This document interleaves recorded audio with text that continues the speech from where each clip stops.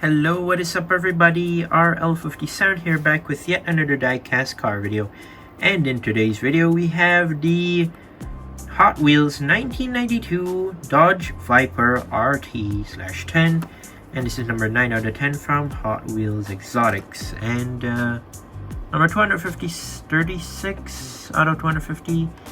But yeah, let's go ahead and open this one up. Now, this might seem familiar to you as we've gotten this car like a bunch of times, but this is something different, as if you don't know, Mattel actually redesigned this car from scratch, I believe. I'm not sure if it's from scratch or maybe they just redesigned the model, but they actually like, how to say it, they kind of like remade this car actually. So the previous model of the Dodge Viper RT that we got was quite funny, to be honest, if you ask me. The design was quite funny. I don't know if I've ever reviewed it. I think I did. There was one in purple and one in yellow, if you do remember that. The car looked kind of fat, if you ask me. It's like too thick, to be honest, like the car height, like from the wheel to the hood, if you ask me. It's quite tall, and to be honest, I didn't really like it that much, even though it's quite a nice car and they did a wonderful job on that car. Sadly, this is, well, basically a remade version where it should be better, right? I mean, personally, if you ask me, it's quite better, if you ask me. I mean, judging by the design and all, it looks quite good, better than the previous version, but we have to see the details in order to know whether it is better or not. So yeah, without further ado, let's go ahead and check out its details and basically talk about it. So we'll start off from the side of the car, and yeah, it is in this lovely bright red color right here. I do really like that. And let's start off from the back. So the back and towards the front, it's pretty clean, and I do really like it. It's like better than the previous version, and a lot more detail, if you ask me. It's pretty much really clean, and they did a wonderful job from the side right here. Starting off from the wheels, we do have chrome silver 3-spoke neo rims, which are regularly used in Japanese JDM cars. If you ask me, it was first used in the Nissan Maxima drift car, if you do remember that, and now it has been used for this car, and I do really like it. It's actually a pretty nice looking set of rims. They are pretty nice, and I do really like it. Even though they're plastic, it's a great detail that they actually used these rims. I do really like it, and it shows that it's not more to a fantasy car, instead it's more to a licensed model. I do really like that. So very nice. You have this like black part right here, which is, yeah, connected to the base. I believe it's, yeah, the exhaust tip, the side exhaust tip right here, which comes out from the side, the flames. It doesn't actually come out from the front, I mean the back, sorry. It actually comes out from the side, so pretty cool. I believe these are hood intakes. I mean, like, not hood intakes, side intakes, by the way. I think so. They kind of look like it. Oh yeah, here's the door, by the way. Nothing much special. No like livery or anything design. You have the side mirror right here, as well as metal, by the way. Now here's where it gets interesting. The previous models that we got of the Dodge Viper RT10, we didn't actually get any headlights, except for maybe the past, if I'm not mistaken.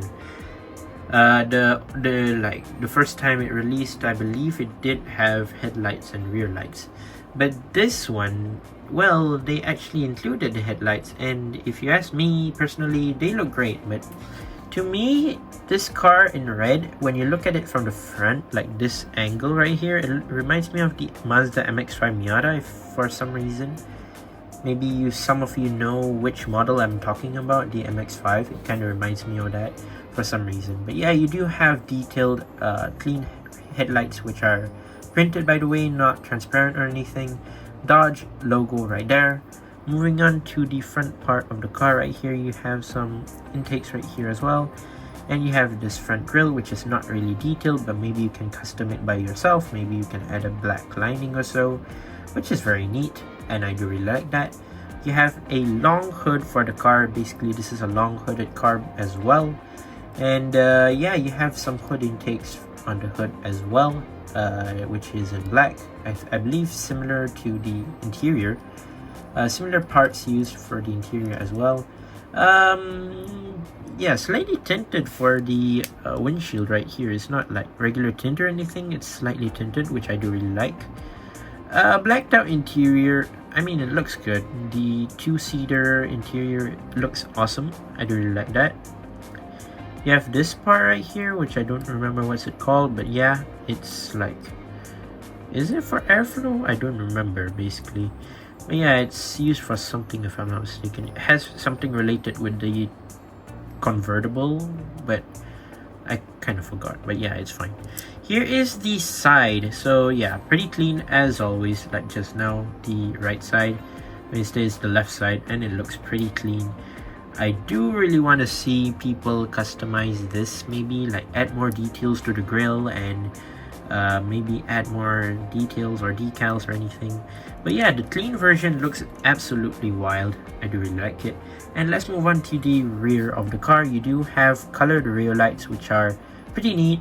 Normally Mattel, well, they're quite lazy to like color the rear lights as the car is already red, but they do actually color the rear lights right here, which is great attention to detail. You have blinkers as well, Dodgeviper logo right there, and the Viper license plate in black, and also I believe colored in red. No exhaust tip at the back, as you can tell it's actually on the side. But yeah, pretty interesting. Love the detail on this one. Blacked out base, as you can tell, plastic by the way.